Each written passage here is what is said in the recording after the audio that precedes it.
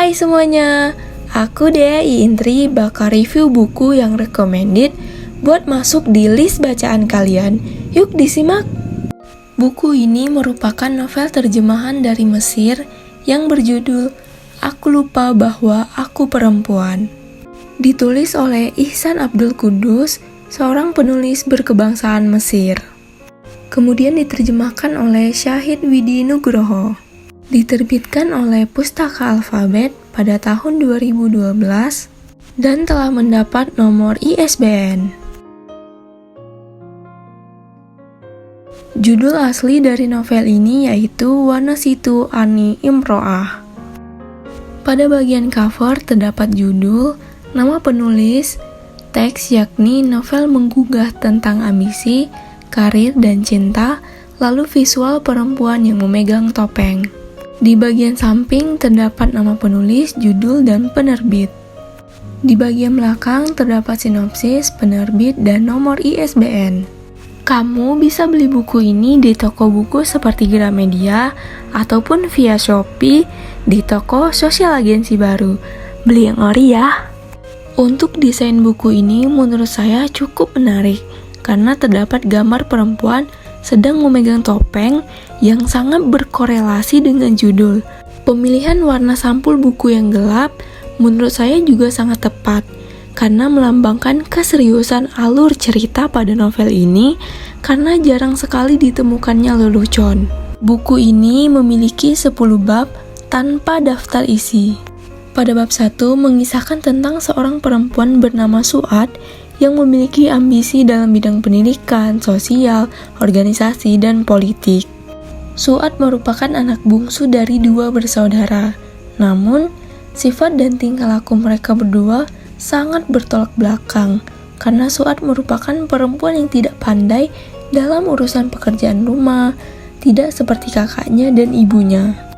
Su'ad memiliki kelebihan di bidang akademis dan organisasi, serta aktif dalam pergerakan revolusi Mesir karena sejak SMA hingga bangku perkuliahan, ia sering mengikuti kegiatan demo.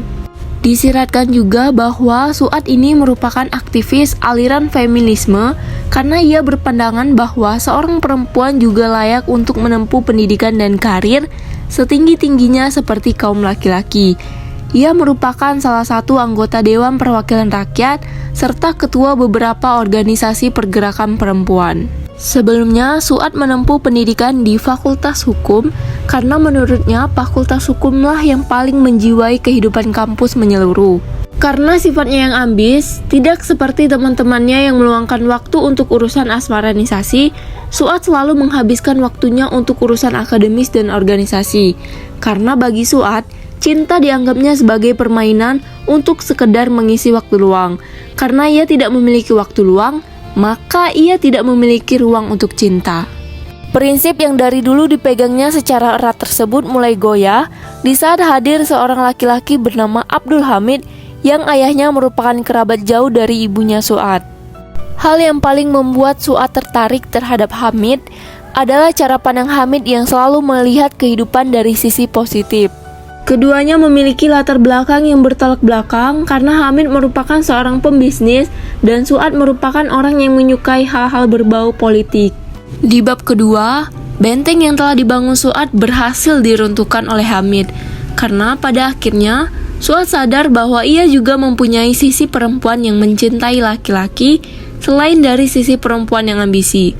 Akhirnya mereka pun menikah.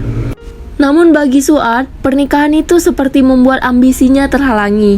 Ia selalu gelisah, memikirkan cita-cita dan ambisinya untuk terus menjadi seorang pemimpin. Ketika bersama Hamid, ia hanyalah wanita biasa tanpa ambisi, tanpa cita-cita. Bahkan, ia juga memutuskan untuk menunda mempunyai anak hingga beberapa tahun dengan alasan ingin melengkapi deret prestasi sebagai sosok perempuan yang sukses sebagai pemimpin. Di bab ketiga, Su'ad semakin sibuk dengan karirnya, sehingga tidak ada waktu untuk mengatur tata ruang, memasak, dan pekerjaan rumah lainnya. Ia berpandangan bahwa sampai saat ini belum ada wanita karir yang mampu menggabungkan tanggung jawab pekerjaan dan rumah tangga dengan porsi yang sama. Pada bab 4, setelah beberapa bulan menjalani pernikahan, akhirnya mereka dikaruniai buah hati. Suad merasa bahagia, meski sebenarnya ia lebih memilih untuk berkonsentrasi bekerja dan membangun karir daripada berkonsentrasi merawat dan membesarkan anak. Bahkan, di saat usia kandungannya sudah 7 bulan, ia tetap saja melibatkan diri dalam aksi demo dan menyampaikan orasi sebagai seorang dosen di hadapan para pimpinan menteri. Akhirnya, Suad melahirkan seorang gadis kecil yang diberi nama Faiza. Ekspektasi Suad yang beranggapan bahwa rumah tangga mereka akan sempurna bila dikaruniai seorang anak. Namun nyatanya, Hamid selalu melimpahkan segala pekerjaan rumah dan mengurus anak sebagai tanggung jawab istri.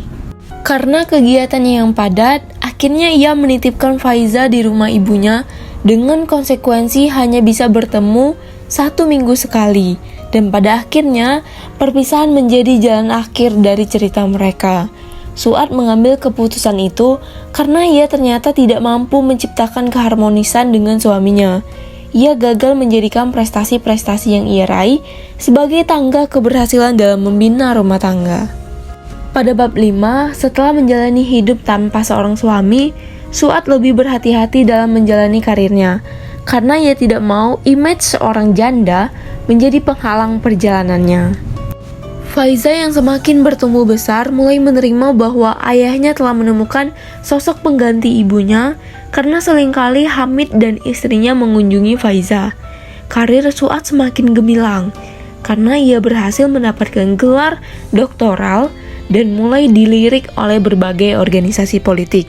Lalu hadirlah sosok lelaki yang mempunyai ambisi yang sama dengan Suad, yakni Adil. Di bab 6, Adil semakin menunjukkan keseriusannya pada Suad. Namun terjadi penolakan karena ia merasa pernikahan Adil dengannya hanya akan membunuh masa depan politiknya. Saat itu, Suad benar-benar lupa bahwa ia adalah perempuan yang membutuhkan laki-laki seperti Adil, namun sifat ambisnya mengalahkan segalanya. Di bab 7, perjalanan membawa Suad bertemu dan akhirnya menikah dengan seorang dokter bernama Kamal, yang kebetulan juga mempunyai masa lalu yang sama dengannya. Suad memantapkan hati karena Kamal juga mempunyai prinsip yang sama bahwa cinta itu hanya ada pada waktu-waktu luang.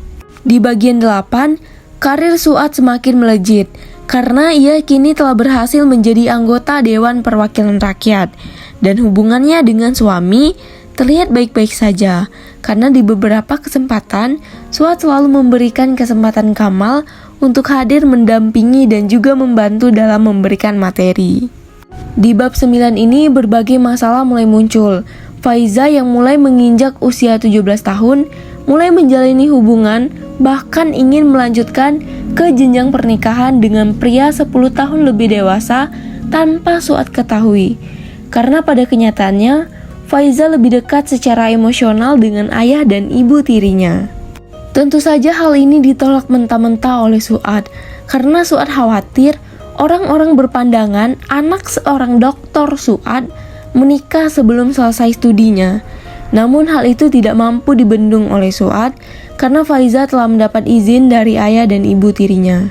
Lalu, Suad yang independen dalam karir dan pekerjaan justru tertekan dalam kehidupan rumah tangga lantaran suaminya tidak memberikan kesempatan yang luas untuk mencapai puncak karir lebih lanjut. Kamal selalu ingin berposisi lebih dominan daripada istrinya. Kamal tetap bersikeras untuk memposisikan diri sebagai suami yang mendominasi segala sesuatu yang berkaitan dengan karir dan pekerjaan. Hal tersebut semakin berkembang hingga melemparkan mereka berdua ke dalam jurang perceraian. Sangat disayangkan karena ambisinya yang sangat tinggi membuat pernikahannya tidak semulus karirnya, hingga membuat ia telah terbiasa untuk lupa bahwa ia adalah perempuan. Kemudian kelebihan dari novel ini yaitu penggunaan bahasanya yang sangat indah tidak akan membuat pembaca bosan. Kemudian ceritanya sangat melatih hati agar tetap tegar dan tidak terlalu bersedu-sedan saat tertolaknya semua harapan. Cerita ini rapi dan terkesan tidak terlalu banyak basa-basi. Dan yang paling penting, setiap kata-kata yang dihidangkan Kutipan-kutipan pada buku ini dapat dijadikan inspirasi atau pelajaran untuk kehidupan para pembaca. Kekurangan dari novel ini hanyalah tidak terdapat daftar isi. Selanjutnya, opini saya tentang novel ini. Menurut saya, secara tidak langsung novel ini memberikan pemahaman tentang feminisme serta kesetaraan gender. Suat mengajarkan kepada para perempuan untuk memperjuangkan karir dan pendidikan setinggi-tingginya seperti kaum laki-laki. Di dalam kisah ini lebih mengulas tentang pergulatan karir, ambisi, dan cinta dengan tuntutan kesetaraan gender, di mana terjadinya sebuah pertentangan batin seorang perempuan sehingga menjadikan kisah ini sebuah motivasi sekaligus contoh bagi perempuan untuk berjuang. Kemudian dari kisah ini, satu hal yang paling terpatri yaitu tentang hubungan antara ambisi dan bahagia, bahwa tercapainya sebuah ambisi, keinginan, atau apapun itu sebutannya, tak lantas kemudian akan membuatnya bahagia. Yang harus digarisbawahi bahwa setinggi-tingginya karir perempuan di luar sana sebagai seorang pemimpin, ketika ia berada di dalam rumah tangga, tetap suamilah yang berperan sebagai pemimpin.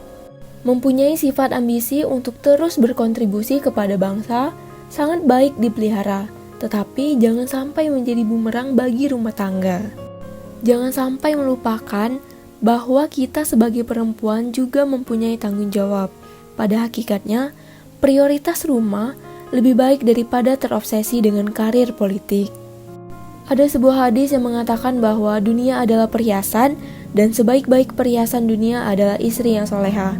Apalah arti sebuah kejayaan di dunia jikalau suatu saat nanti kita tidak bisa mencapai surgawi lantaran tidak patuh kepada suami. Nah, itulah tadi review novel Aku Lupa Bahwa Aku Perempuan. Semoga semakin menambah minat baca untuk teman-teman sekalian. Saya pamit, terima kasih dan sampai jumpa kembali. Dadah!